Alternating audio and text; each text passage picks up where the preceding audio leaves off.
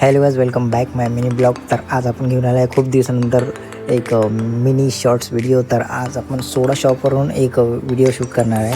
तर आपण सर्वात आधी सोडा घेऊ आणि तुम्ही बघू शकता एक तर माझे दोन मित्र आहेत, त्यांच्यानंतर मी नंतर सांगणार. तर चला आपण सोडा घेऊ. त्यानंतर गेलो आपण लॅबला आणि लॅबला गेल्यानंतर केला थोडा अभ्यास. त्यानंतर आपल्या जवळ चेतन म्हणून ते म्हणाले की रामनवमीचा आपल्याला प्रसाद खायला जायचा आहे. तर आपण चालू. तर इथे आल्यानंतर मठ्ठा आणि मसाला भात.